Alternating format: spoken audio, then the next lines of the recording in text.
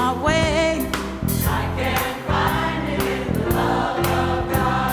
And I ain't got the strength for one more day. I can't find it in the love of God. My pockets are empty, my hope is gone. I can't find it in the love of God. Give me one reason to carry on. I can't find it in the love of God. I can't find it in the love of God. I can't find it in the love of God. I can't find it in the love of God. I can't find it in the love of God. I can't find it in the love of God. I can't find it in the love of God. I can't find it in the love of God. I can't find it in the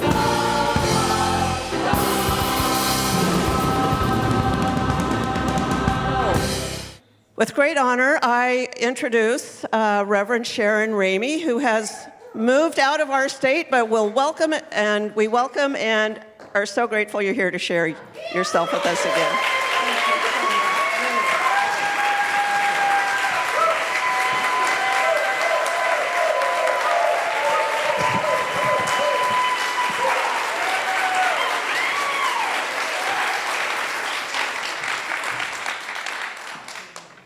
I love you. I do. You know, I was talking to a friend of mine yesterday and said, you know, this community is so special to me. And please pray that I have the words to give something to them, to give something back to them, because you give so, so much to me. So thank you. Thank you, thank you. Thank you for continuing this community, for gathering here in new place after new place, and keeping this teaching and this community alive, because the community is equally as important as the teaching. Without you to spread it and bless each other, it doesn't matter what we teach. So thank you for coming together in community to celebrate with each other, to cheer each other on, and just be here. Thank you. Thank you.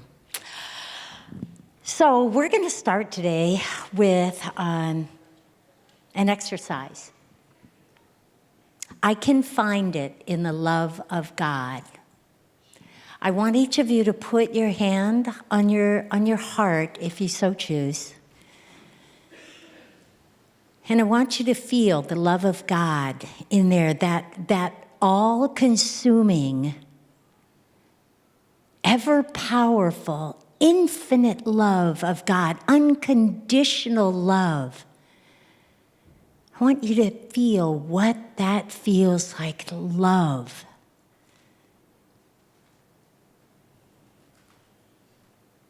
I've been reading a book by Joe Dispenza that says that the heart truly is the brains of our body. There are 12 times more connections going up to the brain, informing the brain, directing the brain, than there are coming back down from the brain to the heart. So I want you to feel what that unconditional love is like that resides in us and centers in this thing called heart. And now I want you to pick somebody that you truly love, somebody that's so precious to you. Immediately I think of my husband, my daughter, people in my family, people that are so precious to you, and bring that person into your heart right now. Bring that person into your heart. Surround them with even more love. Feel that love, that light around them just glowing. And I want you to select for them a blessing, a perfect blessing. I want it to be something that you would bless yourself with. something that's so precious that you want them to have it because it's precious to you. A blessing. Maybe it's more love. Maybe it's a prosperous life. If you can't think of something, say their highest good. Now I want you to let that energy grow in your heart, be surrounded and infused with your love. And I want you to let it rise up through your throat, which is your power center, the power to speak forth that blessing. And I want you to let it rise up to the top of your head, where it is going to be mixed and mingled with faith and spring out toward that person. Be contagious, a blessing. Contagious to that person you're blessing, and everyone else who gets in the way, they get it too. Just feel that blessing going out. For that person that you bless will know. Take a deep breath.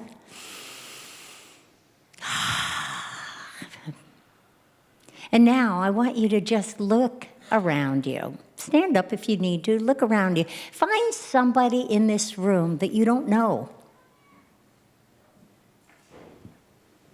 that you've not met before, that you do not know.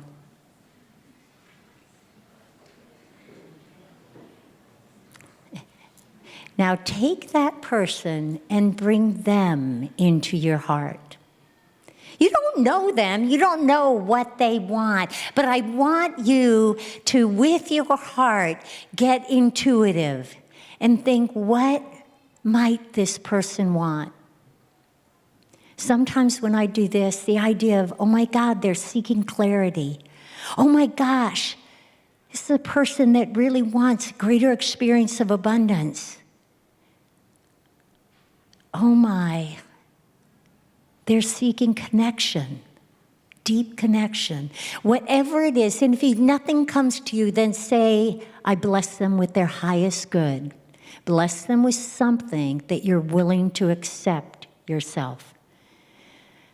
Again, let them into your heart. Surround them with that incredible, incredible, unconditional love. Let that love wash over them, in as in through them. Take that blessing that you want for them and that blessing in love, and let it rise up from your heart through the power of your throat chakra and into the top of your head, where it's mixed with your faith and it goes out into the world toward that person, and it touches everyone in this room. Let the blessings fly. Now.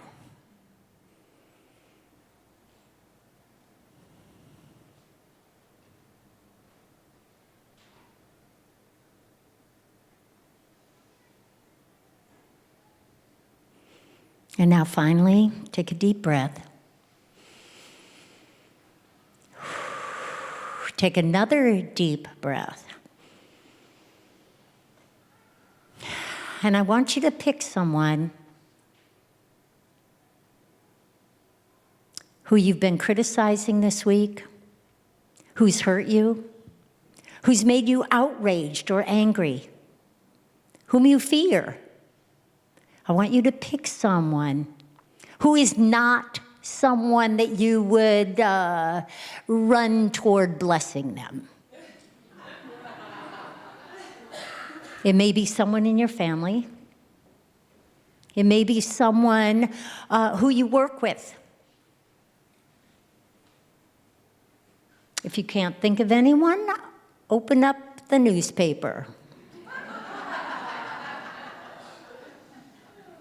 Pick someone that would be the hardest person for you to bring into your heart. And now you are powerful beyond measure. You are God incarnate. You are love incarnate. Grab that person and bring him into your heart. And cover that person with the infinite love. This is where you get to test your love. This is where you get to stand up and say, I am the Christ expression. I can love my enemies. You bring that person into your heart. Cover them with love. Cover them with love. Surround them with your love. Your love is bigger than anything they're shelling out to you. Your love is huge. Your love is transformative. Your love is magical. Bring them into your heart and cover them. Now come up with a blessing. Again, this blessing has to be one that you would accept yourself.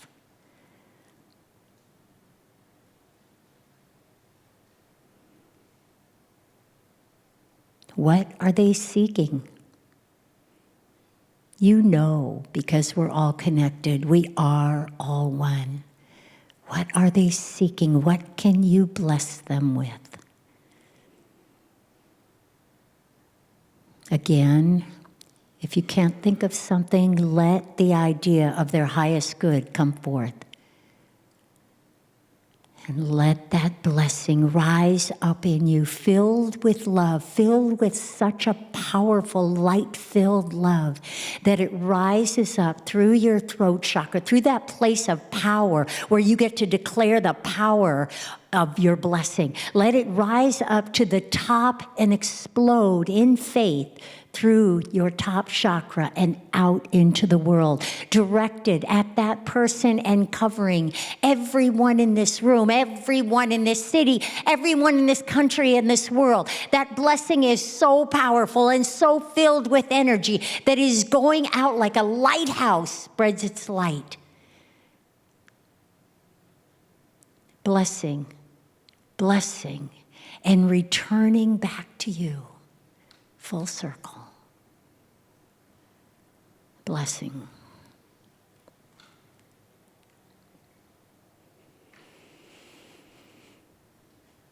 Take a deep breath. Take one more deep breath in love. Good morning. I'm Sharon Ramey, and it's my delight to be here.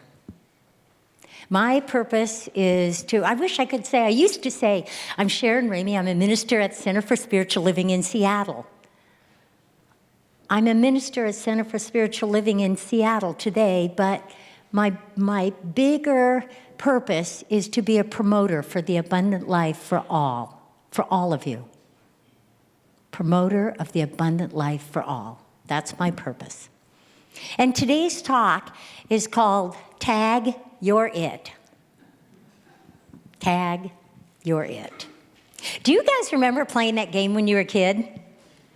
Running around like crazy, and you'd run after somebody and you'd tag them. And then, of course, no tag backs. I mean, they couldn't tag you back. And then they would run like crazy and try to tag somebody else. And the whole purpose of the game was, if you got tagged, to get rid of the tag as quick as possible, right? And to spend as little time in tag as possible. Well, I wasn't that good at it because I was kind of overweight and slow, and so I spent a lot of time in tag. But I always wanted to get rid of it. And as I grew up, what I noticed was that a lot of times people would tag me for things, and I would say, oh, no, not me, not me. You must mean somebody else for that. And I try to get rid of the tag, get rid of whatever the responsibility or sometimes the honor or whatever it was as quickly as possible. Anybody ever been there? And what I discovered is that it's really, really human.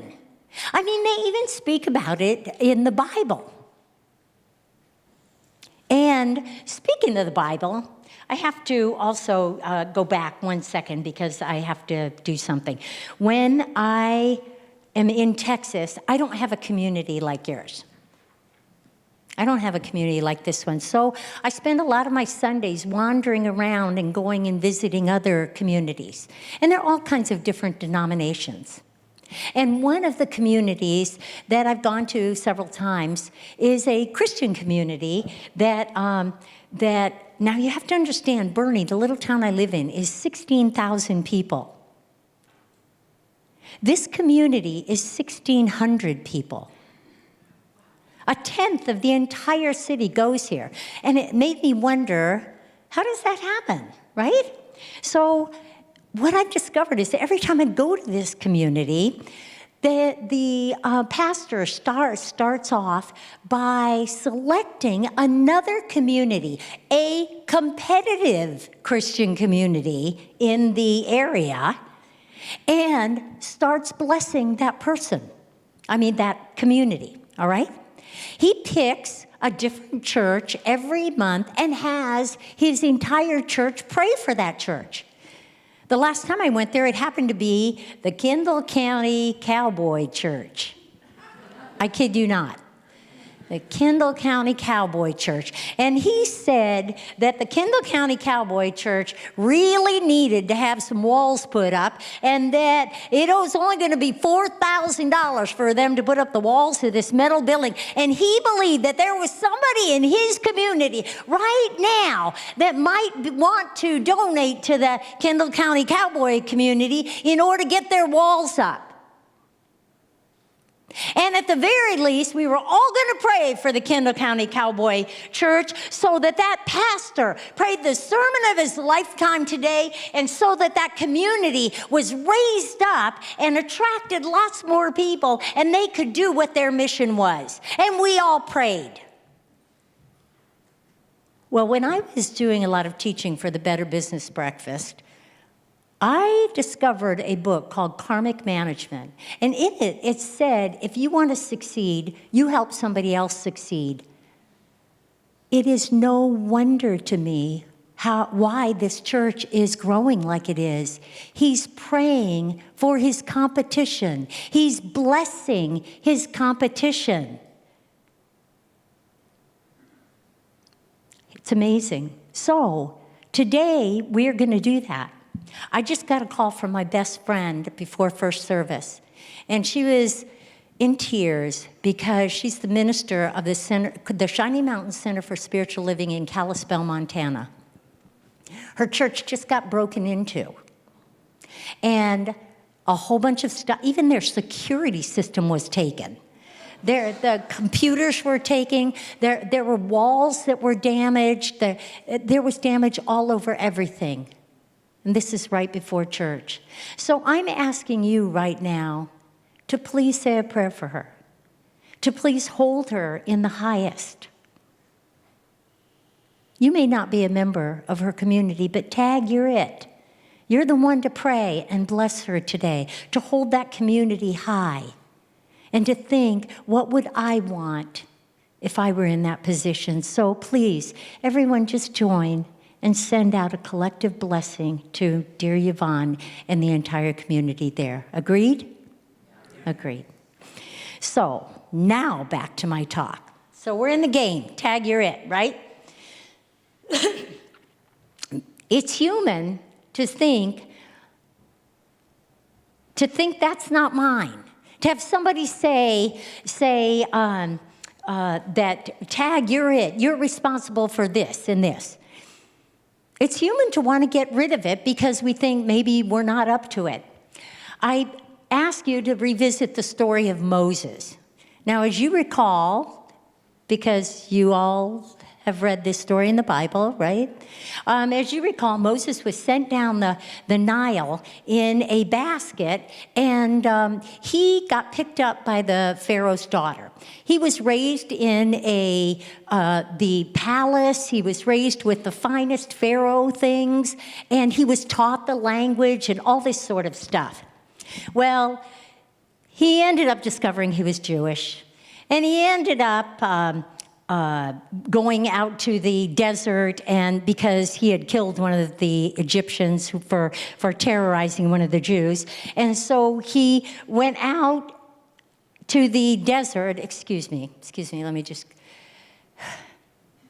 So he went out to the desert and spent 60 long years just enjoying himself as a shepherd. No stress, no nothing, right? He didn't have to do anything until he came upon the burning bush. Yeah, I mean, you relate to that, right? the burning bush. So he came upon the burning bush that says, thou shalt go back into Egypt, and thou shalt free my people.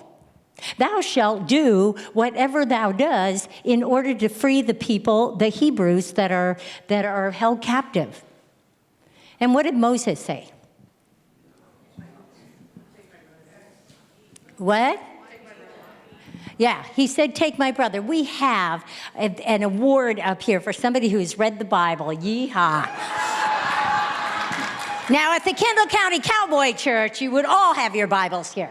So anyway, so he said, no, I don't have what it takes to do what you're asking me to do.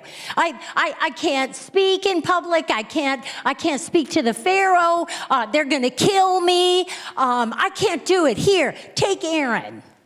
Take my brother Aaron. He could do it. Okay, bye, right? But the burning bush does not let go.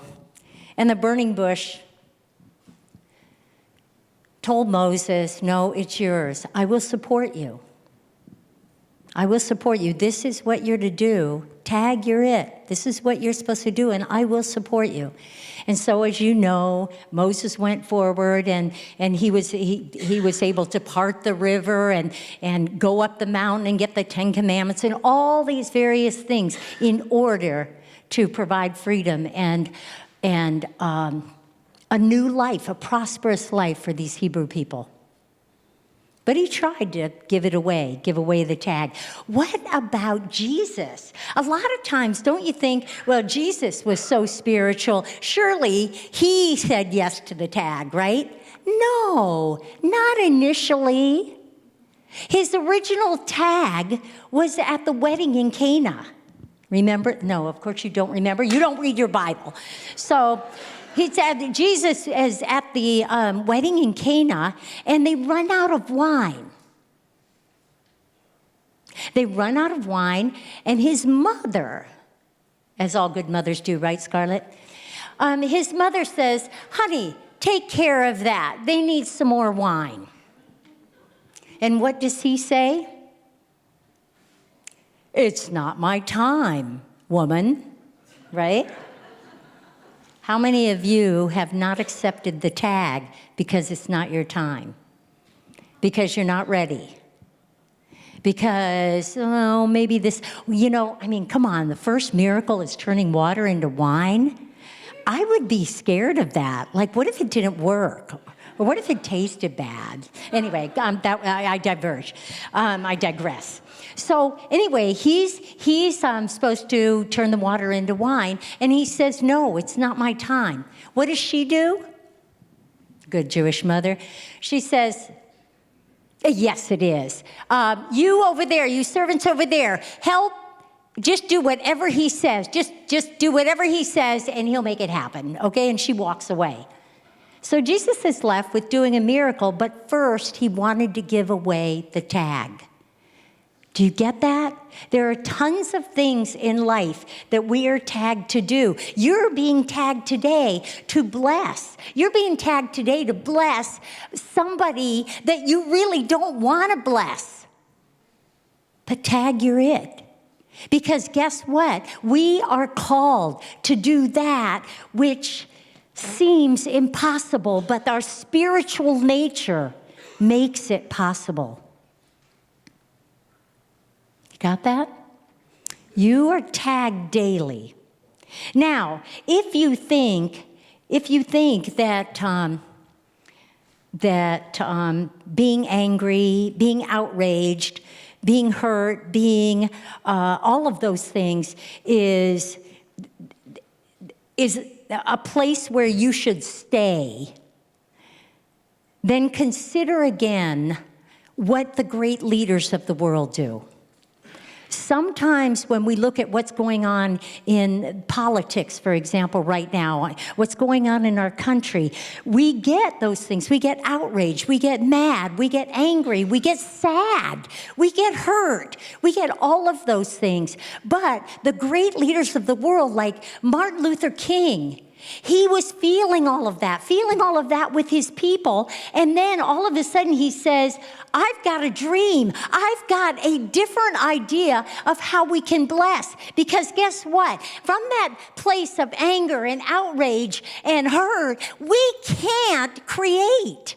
We can't bless. We've got to go inside of our heart and feel something that is divinely bigger than our humanness. And love is bigger than that human part of us that gets hurt, that gets angry, that gets mad. Now, I'm not saying that stuff is bad. It isn't. Because when we get mad and we complain and we criticize and all of that, we are just laying the groundwork for coming up with a vision and a blessing. Does that make sense? If we didn't have stuff go wrong, would we ever create and bless in a new way? Let me repeat that. If stuff didn't go wrong, if we're going along cruising and everything's going great, guns, would we ever up-level? Like, I take you back to when the forefathers came forward to come up with this idea of democracy.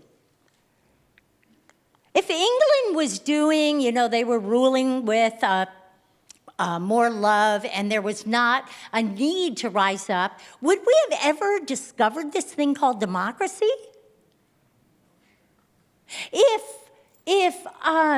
people of color or people with different sexual orientation or people of women, for example, had never felt oppressed, would this country have risen up to make the changes that they've made so far? They only made them because there was something that outraged us, that made us mad. But we need to convert that. We need to convert that outrage, that irritation, that anger into something that is useful, something that is creative. Why? Because we got big things to handle now. We got big things to handle. We need all the creative energy that we can muster. We need blessing upon blessings to go forward to those people who will figure out solutions for climate change, who will figure out solutions for homelessness, who will figure out solutions for what's something else? Immigration, all right? The thing is, in the infinite possibilities, the infinite field of possibilities are all of these solutions. We can't reach them if we are in the low-level vibration of anger. We can only reach them if we convert that anger into blessing. Blessing the people that we love, blessing the people we don't know, and blessing the people that we're angry against. Does that make sense? Okay. All right, so let me give you an example. My sister May is an incredible businesswoman. Some of you know her. Some of you have had classes with her. She's an amazing businesswoman, has written a book called Path to Wealth. And when May and my brother left their first company, the first company that they created, they started a new company. And they went along for a while, and their new company had great success. Their old company, the CEO, this woman at their old company, decided to sue them. And this made my sister upset. She was angry, she was hurt, she couldn't understand why.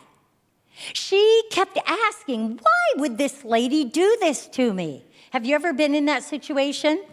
Why would this person do this to me?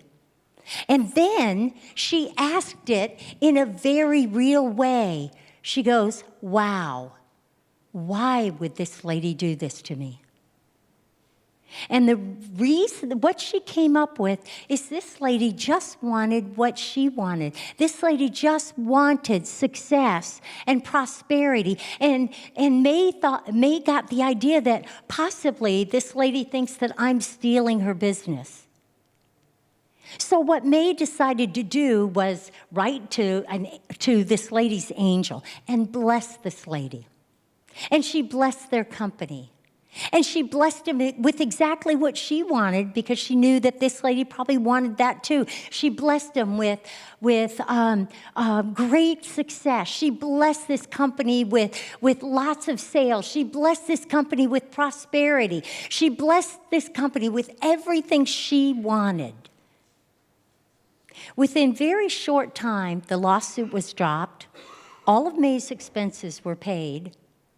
And May's company went on to be wildly successful because she took the time to bring this lady into her heart and bless her. From that place of blessing, May was given everything that she needed, all the insight, all the creativity that she needed to take her business to the next level. She succeeded because she blessed. Do you see how that works? We bless somebody and we get more of what we bless them with. So,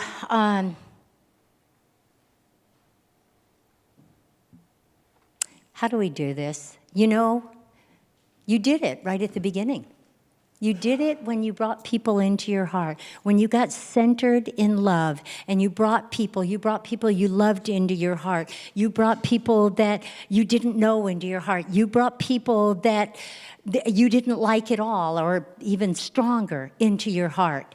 And you let the love transform that situation and go out into the world contagiously to lift everyone. You know how to do this. Tag, you're it. Are you going to accept that tag? Or are you going to give it away? Are you going to say, oh, it's somebody else's problem? Or the time's not right yet. When a different thing happens, then I'll be able to bless. If my sister comes and makes up with me first and says she's sorry, then I'll bless her. Are we waiting for something to happen before we step into that? Tag, you're it. It's yours to bless. We got a lot of stuff that needs to be handled in this world. We got a lot of stuff that needs our creative energy in our own lives. This is an exciting time for each of us. You can tap into that by just blessing. So, in closing, a while back I discovered this book called The Gentle Art of Blessing, which is what this whole talk was based on. And what it says is, in any situation, bless. In any situation, whether it's good or bad, just bless. Tag, you're it. You're the one who's supposed to bless. For every person, any person that you just love, bless them. If someone's having trouble, someone in your family or a coworker is having trouble, like my friend Yvonne, send them blessings. Your blessings are powerful beyond measure. That when you combine an intention of blessing with that heartfeltness, it has power beyond anything you will ever know. I have been testing this out for the past couple of months. There is power in blessing. I have seen situations transformed immediately because I have just blessed it. So please, please, you're it. You are the presence of God. You are the activity of God. You are the power of God. Own it. I don't have to wait. I am it right now. Own it. and use that power to transform a situation, to transform your community, to transform the world. Give out in thought and feeling. Give out that which you want to experience, and you will find transformation all over everything. Tag, you're it. And so,